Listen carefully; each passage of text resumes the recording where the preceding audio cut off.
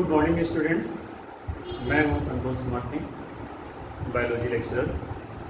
तो आज हम लोग डिस्कस करेंगे एक नए topic, that is TGT examination. TGT examination के लिए हम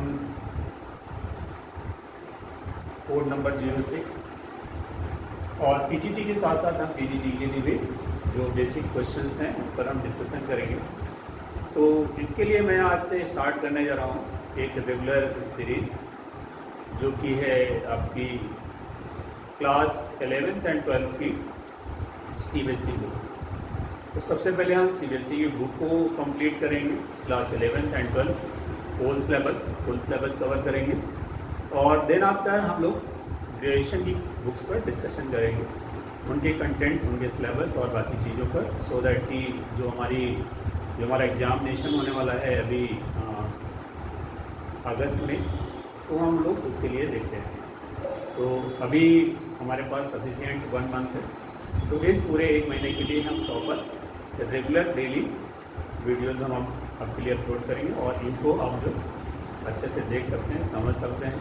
और अगर कोई फर्दर क्वेरी है तो आप वहाँ पर मैसेज कर सकते हैं कमेंट बॉक्स में। इस वीडियो को लाइक करना, शेयर करना ना भूलें, सब्सक्राइब करना ना भूलें, सो दैट कि जो भी हम वीडियो अपलोड कर रहे हैं वो प्रॉपरली आपको मिलती रहे। तो चलिए इस टॉपिक को स्टार्ट करते हैं और बायोलॉजी की बेसिक से लेकर के और जो भी क्वेश्चंस हैं रिलेटेड हम लोग डिस्कशन करेंगे टॉपिक वाइज, ठीक है। Let's start now. ये लास्ट ईयर बुकलेट, हम इनके भी क्वेश्चन डिस्कशन करेंगे। तो अभी हम टॉपिक स्टार्ट करते हैं। ये सीबीएसई बोर्ड से रिलेटेड एनसीईआरटी बुक बायोलॉजी की क्लास 11th की। तो सबसे पहले हम इसके कंटेंट को कंप्लीट करेंगे और इसके जो सिलेबस है उसको हम डीपली स्टडी करेंगे। डीपली इन द सेंस जो मेन कंटेंट हैं जो हमारे एग्जामिनेशन से रिलेटेड हैं, तो हम उस हिसाब से देखेंगे, सो दैट कि हमारी चीज़ें छूटे भी ना और प्रॉपरली हम उनको कवर भी कर लें। तो यहाँ पे आपके टोटल जो है 5 यूनिट है, 5 यूनिट है। फर्स्ट है diversity in living world, second is structural organisation in plants and animals, third is structure and function according to cell के according structure and function, then after plant physiology, and then after last unit number 5, that is human physiology. तो पहली unit जो है वो है diversity in the living world. तो हम सबसे पहले first unit diversity in living world start करते हैं और इस कंटेंट में देखते हैं। इसमें 4 चैप्टर हैं, the living world, second chapter है बायोलॉजिकल क्लासिफिकेशन, थर्ड है प्लांट किंगडम एंड फोर्थ है एनिमल किंगडम।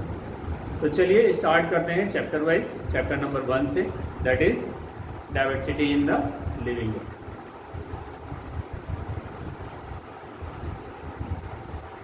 चैप्टर की स्टार्टिंग जो है वो अर्नेस्ट मायर के नेम से स्टार्ट होती है और अर्नेस्ट मायर को जो है Darwin of the 20th century के नाम से जाना जाता है।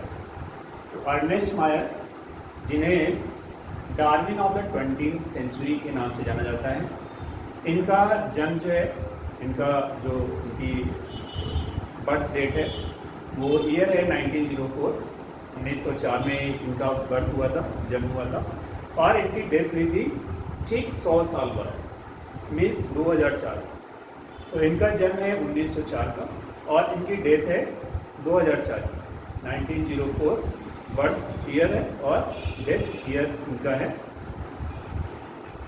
2004। 100 ईयर इन्होंने कंप्लीट किए थे अपने लाइफ स्पैन के, अपने पूरे जीवन की अवधि के।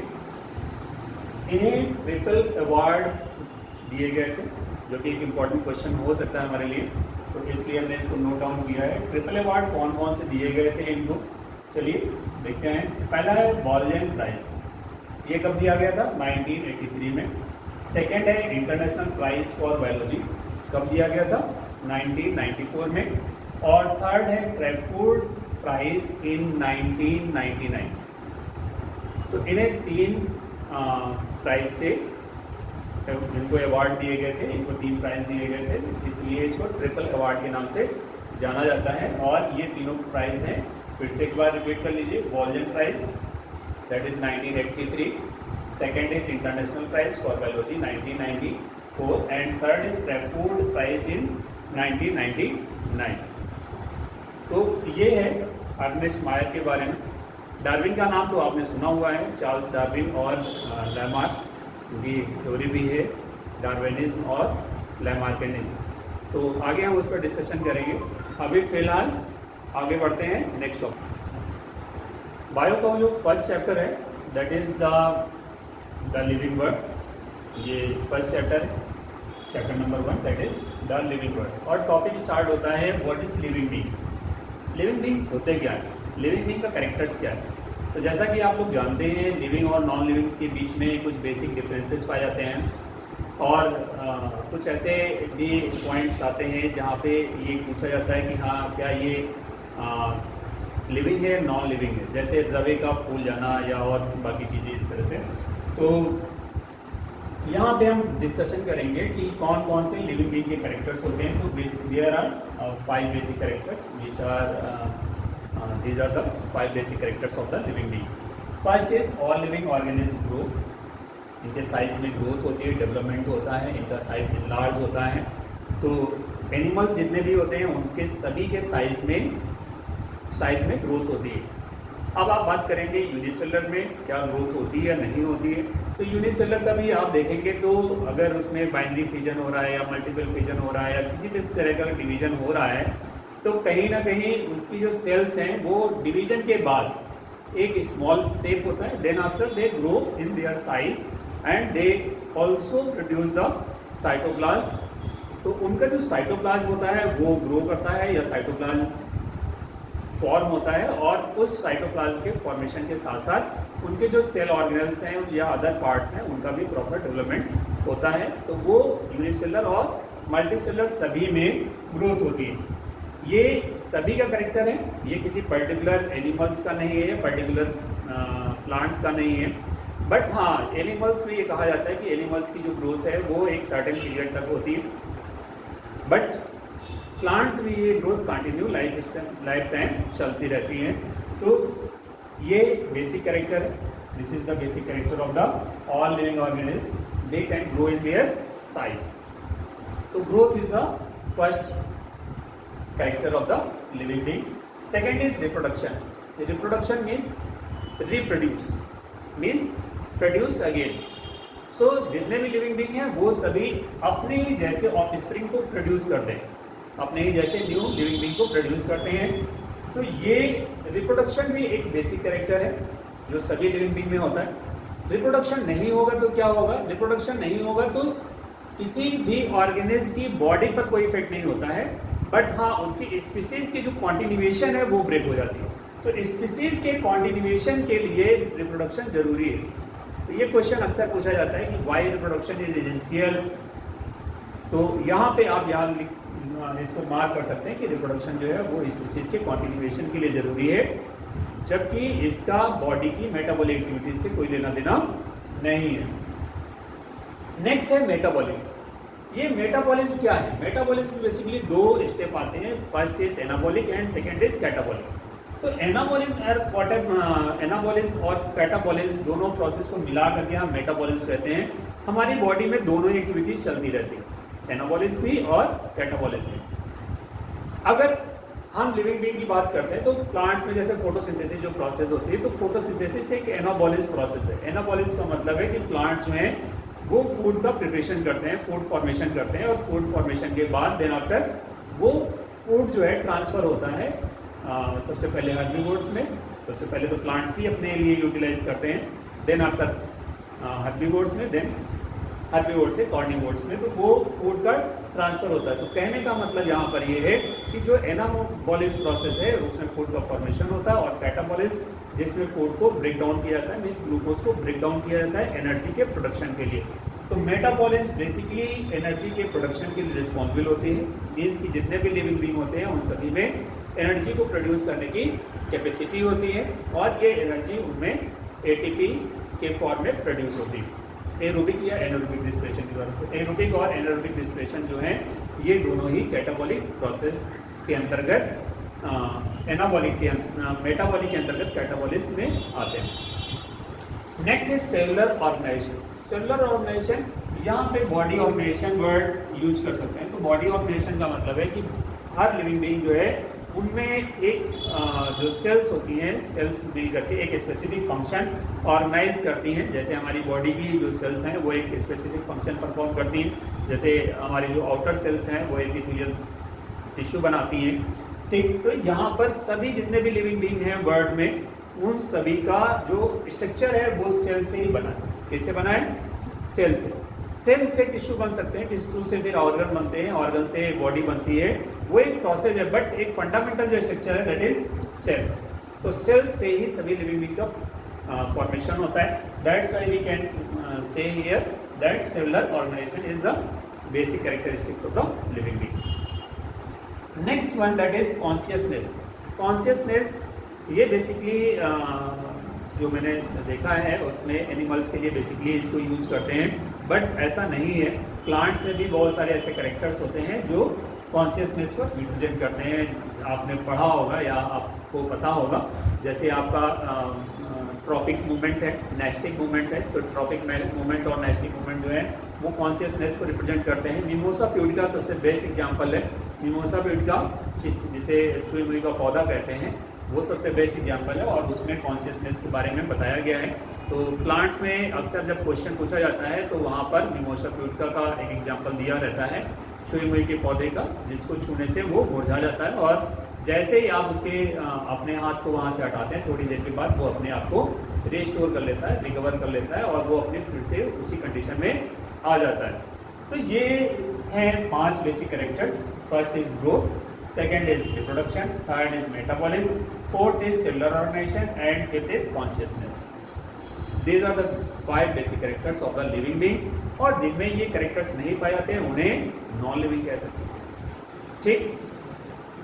आगे हम डिस्कशन करेंगे वायरस और बाकी स्ट्रक्चर्स पर, तो उसके लिए तब तक हम अभी जो फर्दर टॉपिक है उनको हम कंटिन्यू करते हैं।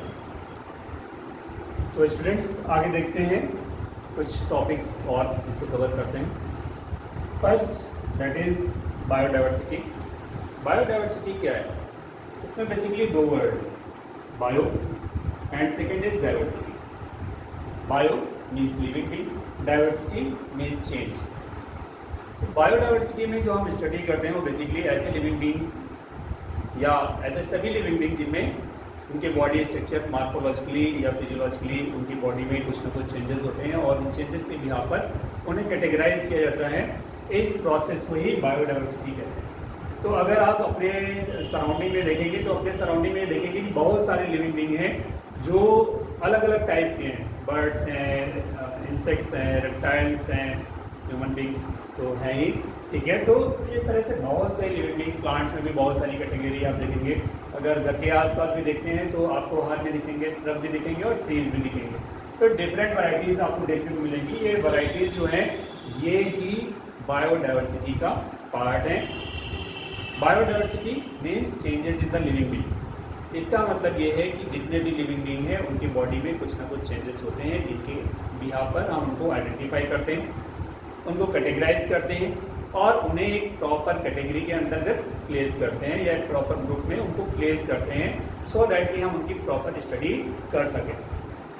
अभी तक 1.7 to 1.8 मिलियन लिविंग बीइंग को आइडेंटिफाई किया जा चुका है। आप फिर से नोट कर लीजिए, 1.7 to 1.8 मिलियन लिविंग बीइंग को आइडेंटिफाई किया जा चुका है।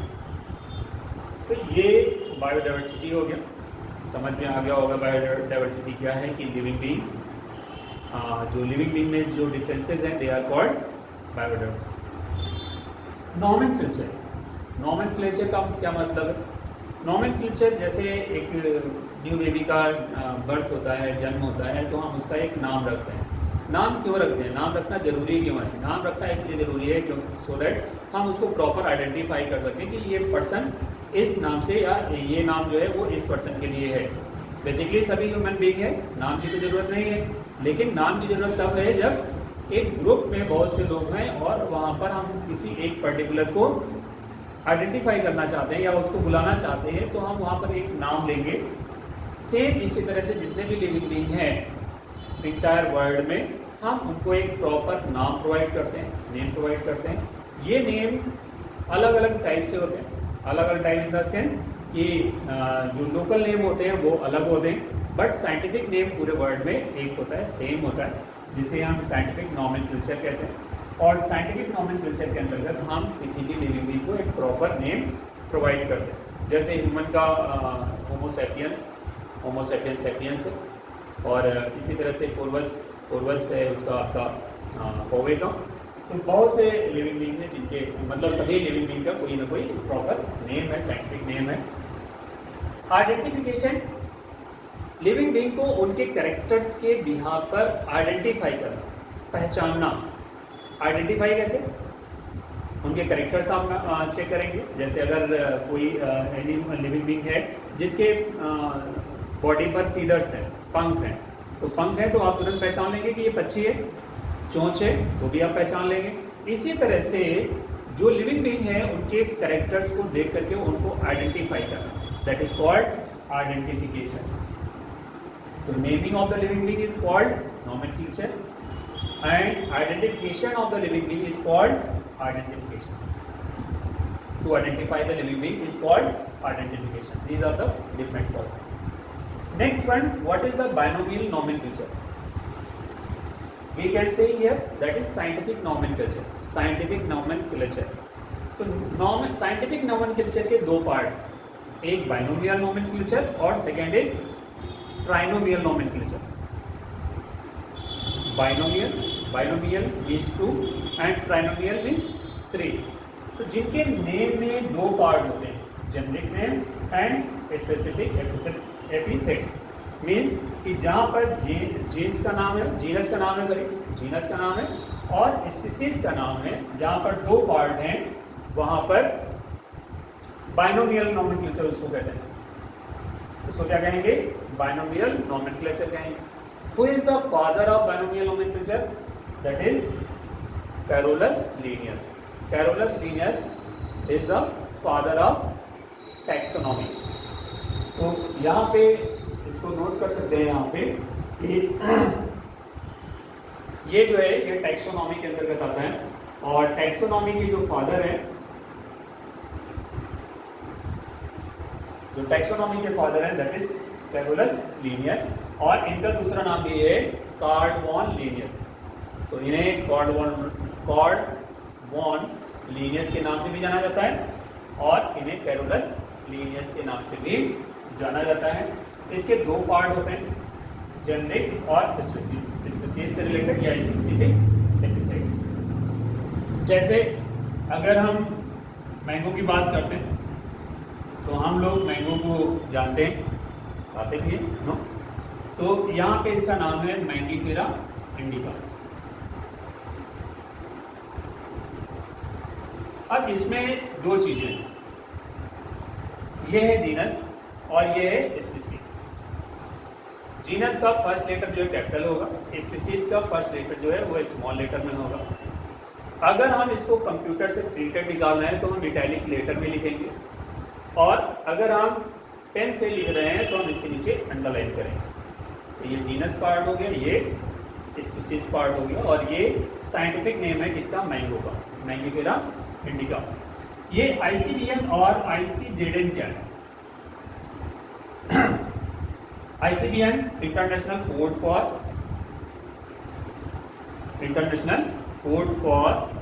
Botanical nomenclature, international code of zoological nomenclature.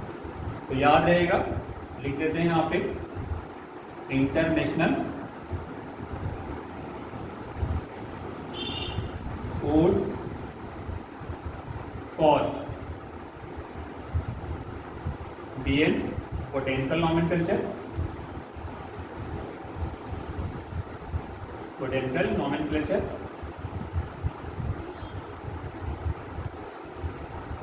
And international code of zoological nomenclature.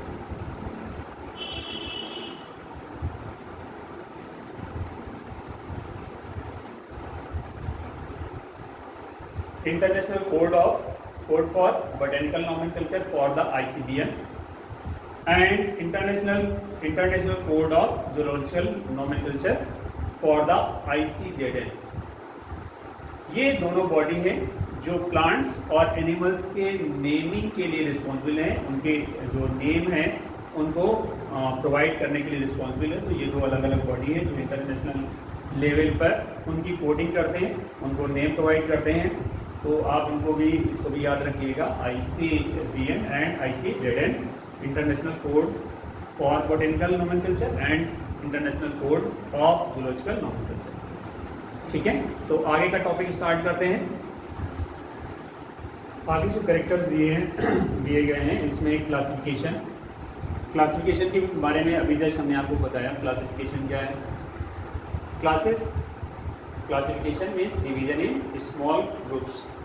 जैसे स्कूल में क्या होता है कि बच्चों को हम छोटे छोटे क्लासेस में डिवाइड कर देते हैं। क्यों डिवाइड कर देते हैं? क्या इंपॉर्टेंस है क्लासेस में डिवाइड करने का? अगर हम क्लासेस में डिवाइड नहीं करेंगे तो हम उनको आइडेंटिफाई नहीं कर पाएंगे कि वो किस लेवल के हैं। मीन्स कि हम मतलब हो सकता है कि हम फर्स्ट क्लास वाले बच्चे को हम किसी थर्ड या फोर्थ क्लास के बच्चे के ग्रुप में या उसकी क्लास में उसको हम प्लेस कर सकते हैं। तो इस तरह का मिसमैच ना हो, इसके लिए हम उनको एक क्लास जो है अलॉट कर देते हैं, फिक्स कर देते हैं, सो दैट कि वो बच्चा अपनी ही क्लास में बैठे और वहाँ पर उसी से रिलेटेड टॉपिक जो हैं, उसी के लेवल की जो बुक्स हैं, उसी के रिलेटेड जो टॉपिक हैं, उसी से टॉपिक के लेवल के से रिलेटेड जो हैं उसके टॉपिक्स हैं, उनको उस क्लास में सही से पढ़ाया जा सके। तो classification, division in small groups, that is called classification, या division in small classes, that is called classification.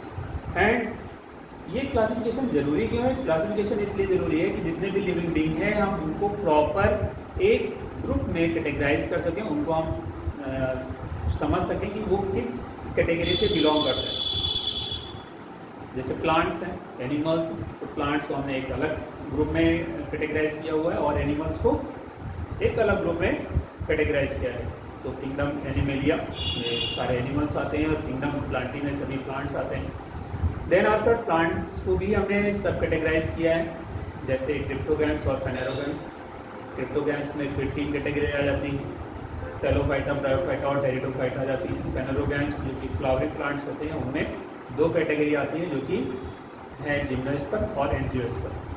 तो बात हम यहाँ पे क्या कर रहे हैं? क्लासिफिकेशन की। Classification means division in small classes so that we can identify all the living being, their basic characters and their other characters.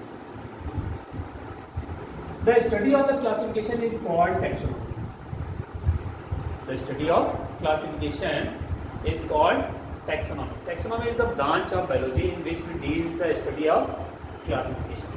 तो आप ऐसे कह सकते हैं कि जो टैक्सोनॉमी है वो बायोलॉजी की एक ब्रांच है जिसके अंतर्गत हम लिविंग बीइंग को उनके डिफरेंट कैटेगरीज में डिवाइड करते हैं।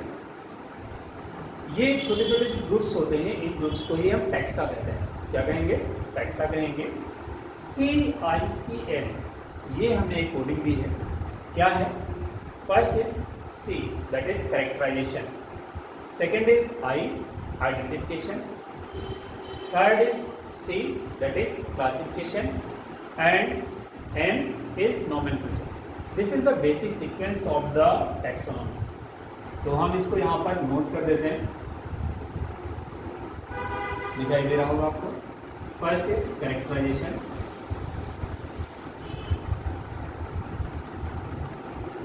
Second is I, identification. Second is identification. Third is C, classification.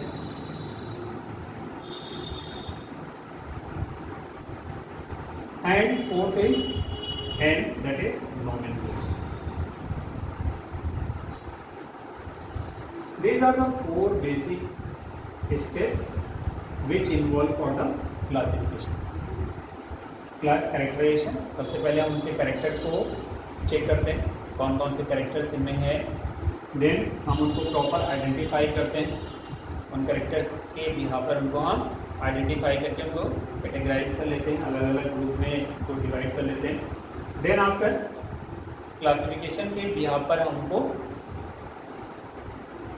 सब कैटेगरीज में उनको प्लेस करते हैं, उनको क्लासिफिकेशन चेक करते हैं या क्लासिफिकेशन उनको क्लासिफाइड करते हैं। देन आफ्टर नॉमेनक्लेचर, फिर उनका नॉमेनक्लेचर होता है। तो अगर कोई न्यू लिविंग बीइंग है तो उसका पहले कैरेक्टराइजेशन होगा, कैरेक्टर्स चेक होंगे, देन उसको प्रॉपर उसके इंटरनल एक्सटर्नल कैरेक्टर्स के बिहाफ पर उसको आइडेंटिफाई करेंगे। देन आफ्टर उसको क्लासिफिकेशन अलॉट करेंगे, क्लास अलॉट करेंगे। देन आफ्टर उसका एक प्रॉपर नॉमेनक्लेचर होगा और इस तरह से हम उसको अपने एक ग्रुप में जो हमारी टैक्सोनॉमी है उसमें हम उसको इंक्लूड कर लेते हैं और वो इस तरह से हमारे लिविंग बीइंग वर्ड का जो है पार्ट हो जाता है। पार्ट तो पहले भी था बट हाँ अब एक सिस्टमेटिक वे से हो जाता है। Next taxonomy. Taxonomy refers to the taxa. Taxa means group. So there are so many groups in the taxonomy in which the living beings are placed. Similarly, the other word is systematics. Systematics also use the for the classification, but systematic is quite different because of evolutionary relationship. तो जहाँ पर living being के evolution से related उसका जो classification किया जा रहा है या उसके रिलेशनशिप को मैच किया जा रहा है, that is called systematics.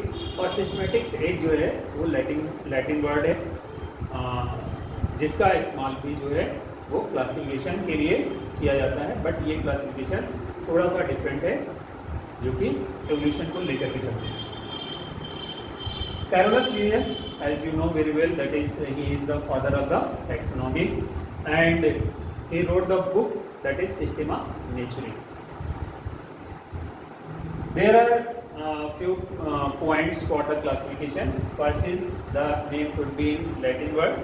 Second, the letter should be italic or we can underline when we write through the pen by using the pen.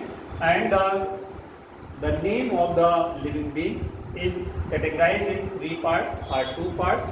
In the binomial nomenclature, it can be categorized in 2 parts. First is genus and second is species. And when we discuss about the trinomial nomenclature, then we can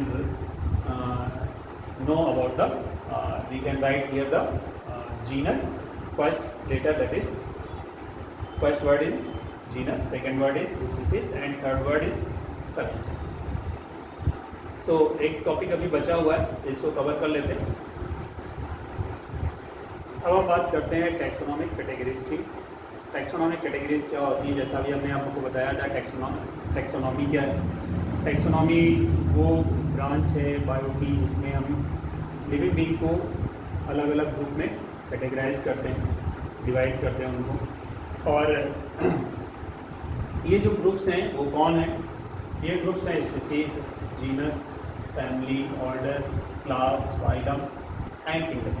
These are the different groups, and according to these groups we are placed the living being in particular group.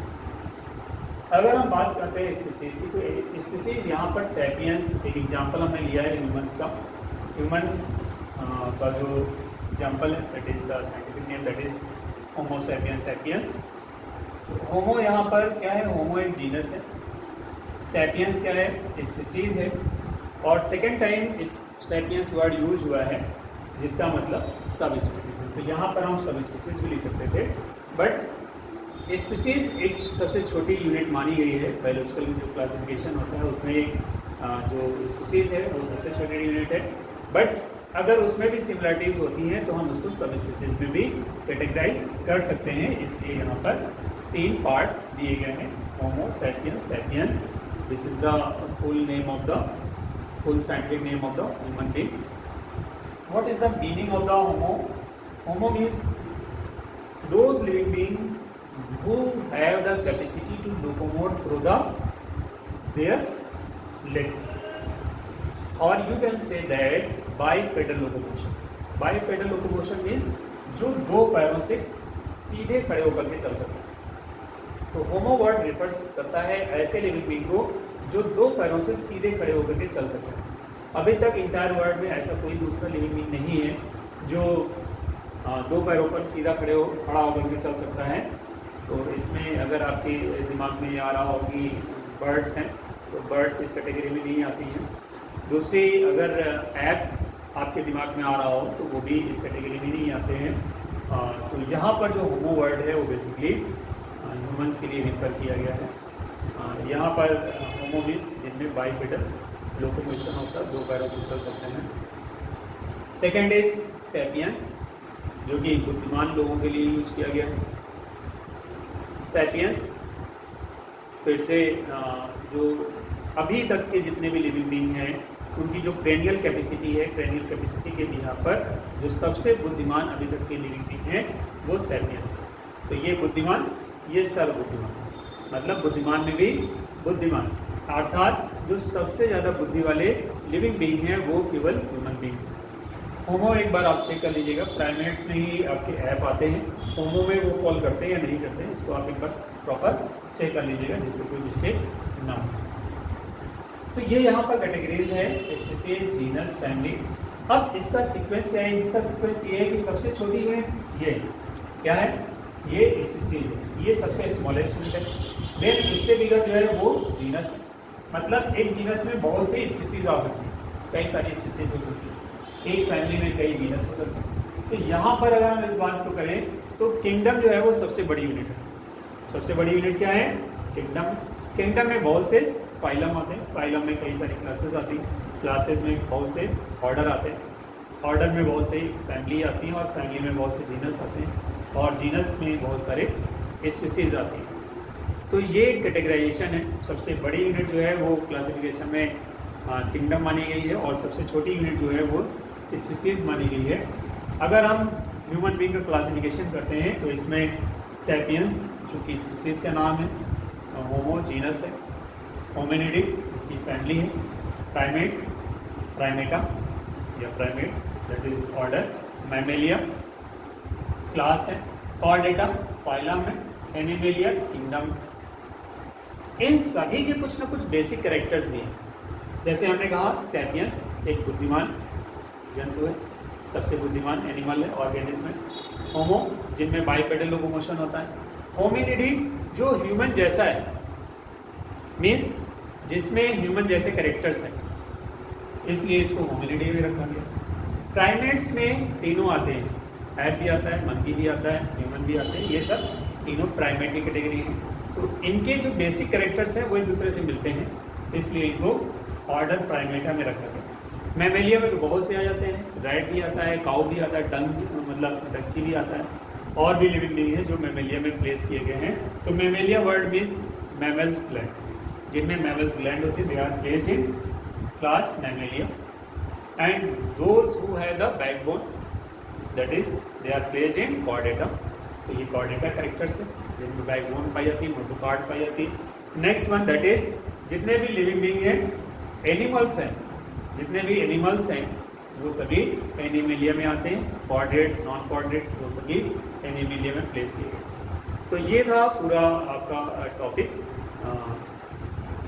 जो कि chapter number 1 से related है। मुझे लगता है कि आप लोगों को समझ में आया होगा। अगर कोई डाउट है, किसी तरह की कोई क्वेरी है तो आप मुझे कमेंट बॉक्स में लिख सकते हैं, मैं उसका प्रॉपर आंसर आपको प्रोवाइड करने की कोशिश करूँगा। इसके अलावा अगर आप इंटरेस्टेड हैं हमारी क्लासेस के लिए तो आप वहाँ पर भी हमें मैसेज कर सकते हैं। हम आपको अपना जो मोबाइल नंबर है या जो हमारा कॉन्टैक्ट नंबर है वो हम आपको प्रोवाइड कर देंगे, सो दैट कि आप हमसे डायरेक्टली कॉन्टैक्ट कर सकें। Thank you, have a nice day, take care yourself.